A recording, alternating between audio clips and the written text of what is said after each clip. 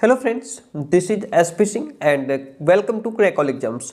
प्यारे दोस्तों, सीटेट जुलाई 2024 को टारगेट करते हुए हमारी एसएसटी की क्लासेस कंटिन्यू है, जिसमें आज हम लोग पढ़ेंगे चैप्टर 3 क्लास 7th की जो हिस्ट्री है, इसका ये चैप्टर नंबर 3 है। इससे पहले क्लास 6 की हिस्ट्री कंप्लीट हो चुकी है। क्लास 7th में चैप्टर 3 आज हम लोग पढ़ने वाले हैं। बहुत इंपॉर्टेंट, यहाँ से कई क्वेश्चंस एज इट इज़ पूछे गए हैं, डायरेक्ट क्वेश्चंस पूछे जाते हैं इस चैप्टर से, तो चैप्टर आपके लिए बहुत इंपॉर्टेंट होने वाला है। आइए शुरू करते हैं। और इससे पहले जितने भी क्लासेज हो चुकी हैं सभी की प्लेलिस्ट बनी हुई है, आप वहाँ से क्लासेस को आराम से देख सकते हैं। देखिएगा, जो इंपॉर्टेंट चीज़ें हैं जो आपको लिखना होगा वो हम बता देंगे कि आपको क्या क्या लिखना है, क्या छोड़ना है इसमें। देखिएगा, अभी पिछले चैप्टर में हमने कावेरी डेल्टा जैसे बड़े क्षेत्र राज्यों के केंद्र बन गए थे, ये हमने देखा था, उसमें पढ़ा था, ठीक है। अच्छा, यहाँ चैप्टर 2 में ऐसे किसी राज्य का जिक्र नहीं है जिसकी राजधानी दिल्ली रही हो, लेकिन इसमें हम समझेंगे कि कैसे दिल्ली जो है वो राजधानी बनी। तो दिल्ली जो है वह महत्वपूर्ण शहर 12वीं शताब्दी में ही बना था। दिल्ली एक महत्वपूर्ण शहर कब बना? 12वीं शताब्दी में जो दिल्ली था एक महत्वपूर्ण शहर बना। और 12वीं सदी के मध्य में तोमरों को अजमेर के चौहानों ने, जिन्हें चाहमान नाम से भी जाना जाता है, ये हमने पिछले चैप्टर 2 में मैंने आपको समझाया था। चाहमान को क्या कहा जाता है? इनको क्या कहा गया? चौहान कहा गया। ओके, तो 12वीं सदी के मध्य में तोमरों को अजमेर के चौहानों ने परास्त किया था। किसने? तोमरों को अजमेर के जो चौहान थे उन्होंने परास्त किया था 12वीं सदी के मध्य में, ठीक है। चौहान, जिन्हें चाहमान के नाम से भी जाना जाता है। इतनी बात क्लियर होती है। तोमरों और चौहानों के राज्यकाल में ही दिल्ली वाणिज्य का एक महत्वपूर्ण केंद्र बन गया था। तोमरों और चौहानों के राज्यकाल में ही, किसके राज्यकाल में दिल्ली वाणिज्य का एक महत्वपूर्ण केंद्र बन गया? तो तोमरों और चौहानों के राज्यकाल में जो दिल्ली था वो वाणिज्य का एक महत्वपूर्ण केंद्र बन गया। इस शहर में बहुत सारे समृद्धशाली जैन व्यापारी रहते थे। कौन रहते थे? कौन से व्यापारी रहते थे? तो बहुत सारे समृद्धशाली जैन व्यापारी रहते थे, जिन्होंने अनेक मंदिरों का निर्माण करवाया था। किन व्यापारियों ने बहुत सारे मंदिरों का निर्माण करवाया था? तो वो थे जैन व्यापारी। यहाँ देहलीवाल कहे जाने वाले सिक्के भी ढाले जाते थे। आपसे क्वेश्चन पूछ लेगा, जैसे उसमें पूछा गया था उर क्या होता है, वेट्टी क्या होता है, इस तरीके से पूछ लेगा आपसे कि देहलीवाल क्या है। तो देहलीवाल जो है ये सिक्के थे, ओके, जो काफ़ी प्रचलन में रह चुके हैं पहले। अब यहाँ से अगर हम बात करें, 13वीं सदी के आरंभ में दिल्ली सल्तनत की स्थापना हुई। दिल्ली सल्तनत की स्थापना कब हुई? लगभग 13वीं सदी के आरंभ में दिल्ली सल्तनत की स्थापना हुई। और इसके साथ दिल्ली एक ऐसी राजधानी में बदल गई जिसका नियंत्रण इस उपमहाद्वीप के बहुत बड़े क्षेत्र पर फैला हुआ था। समझिए, पॉइंट को अपने दिमाग में रखिएगा। और यहाँ से क्वेश्चन कई बार स्टेटमेंट तरीके से पूछ लेता है, कई बार डायरेक्ट पूछ लेता है। तो सीटेट है और बहुत डीप होता जा रहा है, आपको चीज़ों को डीपली समझना होगा। जो भी विद्यार्थी एनसीईआरटी पढ़ रहा है वो सही डायरेक्शन में जा रहा है। जो सिर्फ कहता है कि हम क्वेश्चंस प्रैक्टिस करके कर लेंगे, नहीं कर पाओगे। तो 13वीं सदी के आरंभ में दिल्ली जो था वो सल्तनत की स्थापना हुई। इसके साथ दिल्ली एक ऐसी राजधानी में बदल गई जिसका जो कंट्रोल है वो इस उपमहाद्वीप के बहुत बड़े क्षेत्र पर फैला था, ठीक है। अब यहाँ पे तालिका एक दी हुई है, उस पर नज़र डालने की बात कही गई है और कह रहा है कि उन 5 वंशों को पहचानिए जिनसे मिलकर दिल्ली की सल्तनत बनी थी। अभी इसको हम समझ लेंगे। देखिए, जिस इलाके को हम आज दिल्ली के नाम से जानते हैं, वहाँ इन सुल्तानों ने अनेक नगर बसाए थे, जैसे देहली, कुहाना, सीरी और जहाँपना हो गया, ठीक है। मैं आपको दिखाने का प्रयास करता हूँ। ये देखिए, ये यहाँ पे ये सीरी है, ये जहाँपना है, दिल्ली कोहना यहाँ पे है, ओके। तो इसी तरीके से, हालांकि उसमें मैप नहीं देगा कि आप इसमें पहचानिए कौन कहाँ है, इसलिए आप सिर्फ जो थ्योरी है उस पर ध्यान दीजिएगा। अब ये कह रहा है दिल्ली, दिल्ली के शासक, कौन सा शासक और किसका शासनकाल कब तक रहा? जैसे राजपूत वंश में तोमर थे, है ना। आरंभिक 12वीं शताब्दी 1165 से इनका शासन रहा, जिसमें औरंगपाल जो थे इनका शासन 1130 से 45 तक रहा। फिर चौहान आए, पृथ्वीराज चौहान का शासन 75 से 92 तक रहा। उसके बाद प्रारंभिक तुर्की शासक जो कि 1206 से 1290 तक इनका शासन रहा, जिसमें कुतुबुद्दीन ऐबक का शासन 1206 से 1210 तक रहा। शमसुद्दीन इल्तुतमिश का शासन 10 से 36 रहा। रजिया का 36 से 40 रहा, बाद में इनको हटा दिया गया था, ठीक है, ये कह करके कि मतलब ये एक औरत है और ये औरतों को पुरुषों के अधीन रहना चाहिए, ये सब कह करके इसको हटा दिया गया था। गयासुद्दीन बलबन 66 से 87 तक इनका शासन रहा। खिलजी वंश जो कि 1290 से 20 तक इनका शासन रहा। जलालुद्दीन खिलजी 90 से 96, अलाउद्दीन खिलजी 96 से 16। तुगलक वंश आ गया, इनका शासन, किस शासक का शासनकाल कब तक रहा ये आप एक बार देख लेंगे। ओके, अब यहाँ से आगे बढ़ते हैं, चीज़ों को बेहतर तरीके से समझने का प्रयास करेंगे। सुल्तानों के अधीन दिल्ली की बात करेंगे। देखिएगा, इतिहास कौमा तारीख, तारीख जो है वह एक वचन शब्द है, इसका बहुवचन होता है तवारीख। क्या होता है? तवारीख है। जो सुल्तानों के शासनकाल में प्रशासन की भाषा फारसी में लिखे गए थे। ये किस भाषा में लिखे गए थे? ये फारसी भाषा में लिखे गए थे। तारीख जो कि एक वचन है, तवारीख बहुवचन में आ जाता है। ठीक है, सुल्तानों के शासनकाल में ये प्रशासन की भाषा जो फारसी थी, उसमें प्रशासन की भाषा फारसी हुआ करती थी, जिसमें इनको लिखा गया था। तारीख के लेखक सचिव, प्रशासक, कवि और दरबारियों जैसे सुशिक्षित व्यक्ति होते थे। जो भी तारीख या जो भी कुछ लिखा जाता था उसके वो बहुत ही जो अच्छे सुशिक्षित व्यक्ति होते थे, पढ़े लिखे होते थे, वो ये सब करते थे। वही घटनाओं का वर्णन भी करते थे।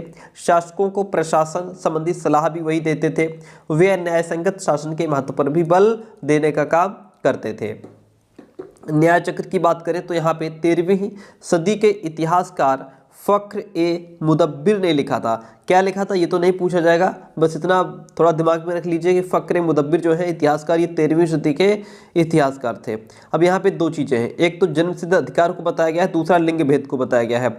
जन्मसिद्ध अधिकार वो होता है जैसे आपका वोट देने का अधिकार जन्मसिद्ध अधिकार है जो आपसे कोई छीन नहीं सकता, यानी कि जन्म के आधार पर विशेष अधिकार का दावा जो आपको जन्म के आधार पर ही मिल जाता है। उदाहरण के लिए लोग मानते थे कि कुलीन व्यक्तियों को कुछ खास परिवारों में जन्म लेने के कारण शासन करने का अधिकार विरासत में मिलता है। कुलीन व्यक्तियों को क्या है, ये कुछ खास परिवारों में जन्म लेते हैं और फिर जो है इन्हें शासन करने का अधिकार विरासत में मिल जाता है। जैसे आपने देखा होगा बड़े बड़े नेता हैं, उनके जो बच्चे होते हैं वो मतलब उनको वो बिना संघर्ष किए अपने आप नेता बन जाते हैं, अपने आप अपना जो है उनके उत्तराधिकारी बन जाते हैं, उनकी कुर्सी संभाल लेते हैं। ये क्या है, उनको जन्मसिद्ध अधिकार मिल गया। ओके, ये पूरी वंश परंपरा चली आती है। लिंग भेद की अगर बात करें, स्त्रियों और पुरुषों के बीच सामाजिक और शरीर रचना संबंधी अंतर हो गया। पुरुषों और स्त्रियों के बीच में क्या है, सामाजिक अंतर हो गया। शरीर रचना, भाई पुरुष और स्त्री के शरीर में डिफरेंस है। आमतौर पर यह तर्क दिया जाता है कि ऐसे अंतर के कारण पुरुष स्त्रियों की तुलना में श्रेष्ठ होते हैं। ऐसा पहले माना जाता था कि पुरुष जो है वो स्त्रियों की तुलना में श्रेष्ठ होते हैं, उनमें अंतर होता है। ठीक है, स्त्रियां पुरुषों की बराबरी नहीं कर सकती, जो पुरुष कर रहे हैं वो स्त्रियां नहीं कर सकती, स्त्रियों का काम सिर्फ चूल्हा चौका बर्तन करना है। ये सब चीज़ें पहले थी, अब तो स्त्रियां जो है बहुत आगे निकल गई। ठीक है, तो अब यहाँ पे ये इसलिए दो कॉन्सेप्ट इन्होंने दिए हैं क्योंकि इनसे रिलेटेड अब यहाँ पे बताया जाएगा। देखिएगा, चलिए बहुत इंपॉर्टेंट पॉइंट, ये कुछ और बातें ध्यान में रखें। जैसे तवारीख के लेखक नगरों में विशेषकर दिल्ली में रहते थे। ठीक है, गांव में शायद ही कभी रहते हो। वे अक्सर अपने इतिहास पूछ लेगा तवारीख के लेखक कहाँ रहते थे, नगरों में, गांव में, झुंड में, वन में। तो तवारीख के लेखक नगरों में रहते थे और विशेषकर दिल्ली में रहते थे। वे अक्सर अपने इतिहास सुल्तानों के लिए उनसे ढेर सारे इनाम इकराम पाने की आशा में लिखा करते थे। जो तारीख के लेखक हुआ करते थे वो जो भी कहानियाँ, जो भी जिस भी राजा की जीवनी या उसके बारे में जो कुछ लिखते थे वो इस इरादे से लिखते थे कि हम इनके बारे में लिखेंगे, जितना अच्छा लिखेंगे राजा को अच्छा लगेगा, हमको इनाम मिलेगा। ये लेखक अक्सर शासकों को जन्मसिद्ध अधिकार और लिंग भेद पर आधारित आदर्श समाज व्यवस्था बनाए रखने की सलाह देते थे। यानी कि जन्मसिद्ध अधिकार है आपका ये, ठीक है, उनका बेटा क्या बनेगा, वो आगे चल के वो भी युवराज बनेगा, या मतलब वो भी जो है उसी पद पर बैठेगा। ठीक है, लिंग भेद पर आधारित होना चाहिए, स्त्रियां स्त्रियों की जगह रहनी चाहिए, पुरुष पुरुषों की जगह पर रहना चाहिए, ऐसी वो उनको सलाह दिया करते थे। उनके विचारों से सारे लोग सहमत नहीं होते थे। ठीक है, फिर क्या हुआ, 1236 में सुल्तान इल्तुतमिश की बेटी, 1236 में सुल्तान जो इल्तुतमिश थे उनकी बेटी रजिया सिंहासन पर बैठी 1236 में। उस युग के इतिहासकार मिनहाज ए सिराज ने स्वीकार किया है कि वह अपने सभी भाइयों से अधिक योग्य और सक्षम थी, लेकिन फिर भी वह एक रानी को शासक के रूप में मान्यता नहीं दे पा रहा था। दरबारी जन भी उसके स्वतंत्र रूप से शासन करने की कोशिशों से प्रसन्न नहीं थे और फिर 1240 में उसे सिंहासन से हटा दिया गया। क्यों? क्योंकि वह एक स्त्री थी। इस जो है धारणा को अपनाते हुए उसको हटा दिया गया। यहाँ पे रजिया के बारे में मिन्हाज सिराज के कुछ विचार हैं जो यहाँ पे दिए गए हैं, बहुत इंपॉर्टेंट नहीं है इसलिए हम लोग इसको पढ़ेंगे भी नहीं। आगे बढ़ेंगे। खिलजी और तुगलक वंश के अंतर्गत प्रशासन देखिएगा। चलिए, खिलजी और तुगलक वंश के अंतर्गत प्रशासन नज़दीक से एक नज़र डालने का प्रयास करते हैं। दिल्ली सल्तनत जैसे विशाल साम्राज्य के समेकन के लिए विश्वसनीय सूबेदारों और प्रशासकों की जरूरत थी। समझिए, दिल्ली सल्तनत जैसे विशाल साम्राज्य के समेकन के लिए विश्वसनीय सूबेदारों और प्रशासकों की जरूरत थी। दिल्ली के आरंभिक सुल्तान, विशेषकर जैसे इल्तुतमिश हो गए, सामंत हो गए, जमींदार, इनके स्थान पर अपने विशेष गुलामों को सूबेदार नियुक्त करना ये अधिक पसंद करते थे। इन गुलामों को फारसी में बदंगा कहा जाता था। नोट कीजिए, गुलामों को फारसी में बदंगा कहा जाता था। या आपसे पूछ लेगा कि बदंगा जो है बदंगा का अर्थ क्या है, तो गुलाम होता है और उन्हें सैनिक सेवा के लिए खरीदा भी जाता था। उन्हें राज्य के कुछ बहुत ही महत्वपूर्ण राजनीतिक पदों पर काम करने के लिए बड़ी सावधानी से प्रशिक्षित भी किया जाता था। वे चूंकि पूरी तरह अपने मालिक पर निर्भर होते थे गुलाम, इसलिए सुल्तान भी विश्वास करके उन पर निर्भर हो सकते थे। आगे बढ़ेंगे। यहाँ से देखिएगा, खिलजी और तुगलक, देखिए खिलजी और तुगलक शासक बदंगा का इस्तेमाल करते रहे। यानी कि जो खलजी थे या तुगलक शासक थे, बदंगा यानी कि गुलामों का इस्तेमाल करते रहे और साथ ही अपने पर आश्रित जो उन पर डिपेंड थे निम्न वर्ग के लोग, उनको भी ऊंचे राजनीतिक पदों पर बैठाते रहे। कौन? खलजी और तुगलक शासक। आश्रित का मतलब क्या होता है, आप सब जानते ही हैं, जो किसी अन्य व्यक्ति के संरक्षण में रहता हो, उस पर डिपेंड हो, उस पर निर्भर हो, उसे आश्रित कहते हैं।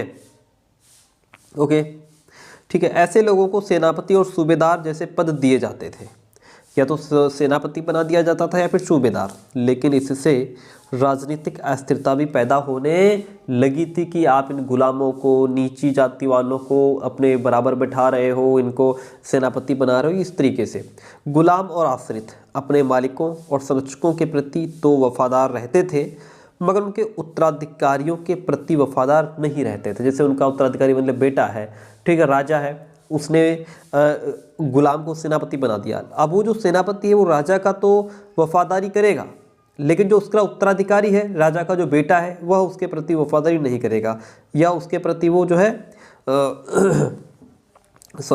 सुल्तानों के अपने नौकर होते थे। जो सुल्तान होते थे उनके अपने नौकर होते थे। फलस्वरूप किसी नए शासक के सिंहासन पर बैठते ही प्रायः नए और पुराने सरदारों के बीच टकराहट शुरू हो जाती थी। क्या होता था, किसी नए शासक के, जब भी कोई नया शासक सिंहासन पर बैठता था तो नया और पुराना जो सरदार होता था उनके बीच टकराहट शुरू हो जाती थी। सुल्तानों के द्वारा निचले तबके के लोगों को संरक्षण दिए जाने के कारण उच्च वर्ग के कई लोगों को गहरा धक्का भी लगता था कि यार हम उच्च जाति के हैं, हमको वैल्यू नहीं मिल रही है, ये नीच जाति के हैं, गुलाम है, उसके बाद भी ये सेनापति बने बैठे हैं। और फारसी तवारीख के लेखकों ने निचले खानदान के लोगों को ऊंचे पदों पर बैठाने के लिए दिल्ली सुल्तानों की आलोचना भी की है। ओके, चलिए आगे बढ़ते हैं। यहाँ पे सुल्तान मोहम्मद तुगलक के कुछ अधिकारी जन हैं, उनकी कुछ बात कही गई है जो कि इतना इंपॉर्टेंट नहीं है, इसलिए हम लोग इसको नहीं समझेंगे, यहाँ से पढ़ेंगे। देखिएगा, चलिए कई क्वेश्चंस यहाँ से एज इट इज पूछे गए हैं, घुमा घुमा के पूछे गए हैं, स्टेटमेंट बना के पूछे गए हैं, इसलिए आपको चीज़ों को समझना होगा। पहले वाले सुल्तानों की तरह खलजी और तुगलक शासकों ने भी सेना नायकों को अलग अलग आकार के इलाकों के सूबेदार के रूप में नियुक्त किया था। ध्यान दीजिए, पहले वाले सुल्तानों की तरह ही यहाँ पे जो खलजी और तुगलक शासक थे उन्होंने भी सेना नायकों को अलग अलग आकार के इलाकों के सूबेदार के रूप में नियुक्त किया। ये जो इलाके थे इक्ता कहलाते थे। समझिए क्या कहलाते थे, इक्ता कहलाते थे। और इन्हें संभालने वाले अधिकारी इक्तदार या मुक्ति कहे जाते थे। इक्तदार कौन होते हैं, जो इन इलाकों को संभालते थे। ओके, या उनको मुक्ति भी कहा जाता था। मुक्ति यानी कि जो इन नगरों को, इन इलाकों को संभालते थे, उनका फर्ज था सैनिक अभियानों का नेतृत्व करना और अपने इक्तों में कानून और व्यवस्था बनाए रखना। अपनी सैनिक सेवाओं के बदले वेतन के रूप में मुक्ति अपने इलाकों से राजस्व की वसूली क्या करते थे? क्या करते थे?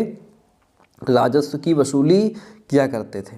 राजस्व के रूप में मिली रकम से ही वे अपने सैनिकों को भी तनख्वाह देने का काम करते थे, तनख्वाह देते थे। मुक्ति लोगों पर काबू रखने का सबसे प्रभावी तरीका यह था कि उनका पद वंश परंपरा से ना चले, वंश परंपरा से ना चले और उन्हें कोई भी इक्ता थोड़े थोड़े समय के लिए ही मिले, ठीक है, जिसके बाद उसका स्थानांतरण कर दिया जाए। कहने का मतलब है कि इनका जो पद है वंश परंपरा से ना चले। यानी कि वंश परंपरा का मतलब क्या होता है, आपको पहले समझा चुके हैं कि जैसे मान लीजिए अभी बेटा है, ठीक है, इससे पहले उसी पद पर उनके पिताजी हों, फिर उसी पद पर उनके दादाजी भी हों, तो ये वंश परंपरा चली आती है। तो ये कहते हैं जो अगर इक्ता है, इक्ता की बात यहाँ पे हमने की है, इक्ता क्या होता है?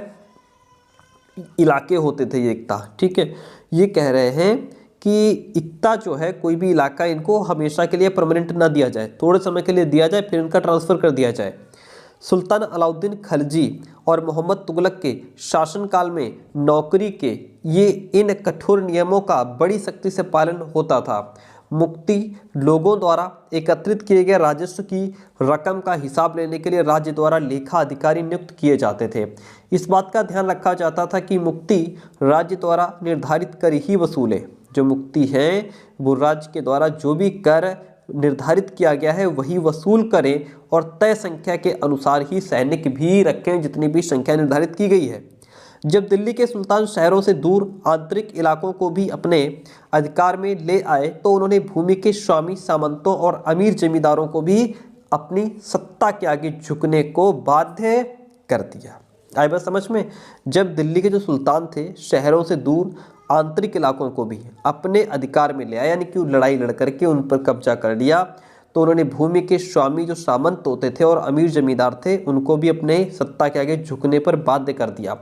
अलाउद्दीन खलजी के शासनकाल में भू राजस्व के निर्धारण और वसूली के कार्य को राज्य अपने नियंत्रण में ले आया। किसके शासनकाल में? अलाउद्दीन खलजी के शासनकाल में जो ठीक है, अलाउद्दीन खलजी के शासनकाल में भू राजस्व के निर्धारण और वसूली का जो कार्य था वो राज्य अपने नियंत्रण में ले आया। स्थानीय सामंतों से कर लगाने का अधिकार छीन लिया गया। जो स्थानीय सामंत होते थे जो टैक्स लगाते थे उनका अधिकार उनसे छीन लिया गया, बल्कि स्वयं उन्हें भी कर चुकाने को बाध्य किया गया। सुल्तान के प्रशासकों ने जमीन की पैमाइश की और इसका हिसाब बड़ी सावधानी से रखा। कुछ पुराने सामंत और जमींदार राजस्व के निर्धारण और वसूली अधिकारी के रूप में सल्तनत की नौकरी करने लगे। उस समय 3 तरह के कर थे। कृषि कर, जिसे खराज कहा जाता था, और जो किसान की उपज का लगभग 50% होता था। खराज क्या होता था? खराज कृषि पर लगने वाला कर था। मवेशियों पर कर लगता था, किसके पास कितने जानवर हैं। घरों पर टैक्स लगता था। ये 3 टैक्स हुआ करते थे, यानी कि जो एग्रीकल्चर पर लगे, पशुओं पर लगे और घर पर लगे।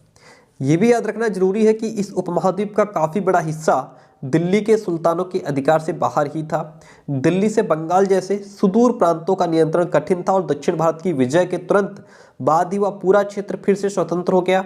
यहाँ तक कि गंगा के मैदानी इलाके में भी घने जंगल वाले ऐसे क्षेत्र थे जिनमें बैठने में सुल्तान की सेनाएं अक्षम थी। स्थानीय सरदारों ने इन क्षेत्रों में अपना शासन जमा लिया। अलाउद्दीन खिलजी और मोहम्मद तुगलक इन इलाकों पर जोर जबरदस्ती अपना अधिकार जमा तो लेते थे, पर वह अधिकार कुछ ही समय तक रह पाता था। ठीक है, ओके, इतनी बात क्लियर होती है। आगे बढ़ते हैं, देखिएगा बस थोड़ा सा और रह गया है। आप इन चीज़ों को आगे नीचे और भी इंपॉर्टेंट चीज़ें हैं जिनको आप समझेंगे। देखिएगा, चलिए, ये इसलिए पढ़ना पड़ता है क्योंकि नहीं तो फिर आगे का कॉन्सेप्ट क्लियर नहीं होगा अगर आप सिर्फ हाईलाइट देखते जाएंगे तो। चंगेज़ खान, और अब ऐसा है नहीं कि डायरेक्ट क्वेश्चन पूछे, अब तो घुमा घुमा के पूछता है, तो स्टेटमेंट आपको समझना चाहिए। चंगेज़ खान के नेतृत्व में मंगोलों ने 1219 में उत्तर पूर्वी ईरान में ट्रांस ऑक्स सियाना, जो कि अब उज्बेकिस्तान है, उस पर हमला किया। ध्यान दीजिए, चंगेज़ खान के नेतृत्व में मंगोलों ने, किसके नेतृत्व में? चंगेज़ खान के नेतृत्व में। किसने? मंगोलों ने। कब? 1219 में उत्तर पूर्वी ईरान में ट्रांस ऑक्सियाना जो कि उज्बेकिस्तान में है, उस पर हमला किया और इसके शीघ्र बाद ही दिल्ली सल्तनत को उनका धावा झेलना पड़ा। अलाउद्दीन खिलजी और मोहम्मद तुगलक के शासनकालों के आरंभ में दिल्ली पर मंगोलों के धावे बढ़ गए। इससे मजबूर होकर दोनों ही सुल्तानों को एक विशाल स्थानीय सेना खड़ी करनी पड़ी। इतनी विशाल सेना को संभालना प्रशासन के लिए क्या था, भारी चुनौती था। फिर आगे बढ़ेंगे तो 15वीं और 16वीं शताब्दी में सल्तनत कैसी थी, देखिए। तुगलक वंश के बाद 1526 तक दिल्ली और आगरा पर सैयद और लोदी वंश का राज्य रहा। तुगलक वंश के बाद 1526 तक दिल्ली और आगरा पर किसका राज्य रहा, सैयद और लोदी वंश का राज्य रहा। तब हुआ क्या, तब तक जौनपुर, बंगाल, मालवा, राजस्थान, पूरे दक्षिण भारत में स्वतंत्र शासक उठ खड़े हुए थे। उनकी राजधानियां समृद्ध थी और राज्य फल फूल रहे थे। इसी काल में अफगान और राजपूतों जैसे नए शासक समूह भी उभर करके सामने आ चुके थे। इस काल में स्थापित राज्यों में से कुछ छोटे थे तो कुछ छोटे तो थे पर शक्तिशाली भी थे।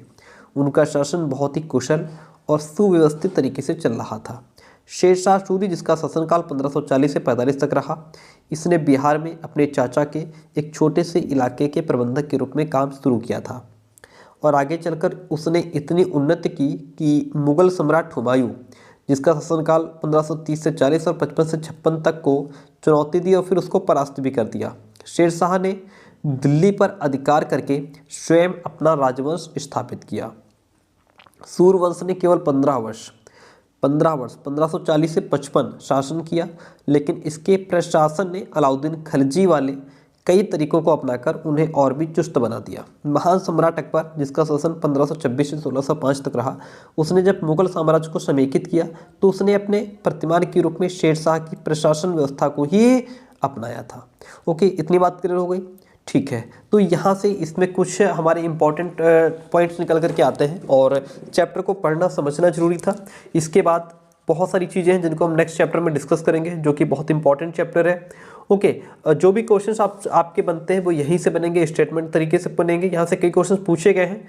अब हर क्लास में अगर हम क्वेश्चन नहीं दिखा सकते, कल वाली जो क्लास थी उसमें हमने 5 से 6 क्वेश्चन दिखाए थे, एक ही चैप्टर से पूछे गए थे। ओके, तो एनसीईआरटी अगर आप पढ़ रहे हैं तो सही डायरेक्शन में जा रहे हैं और आप बहुत अच्छा कर पाएंगे।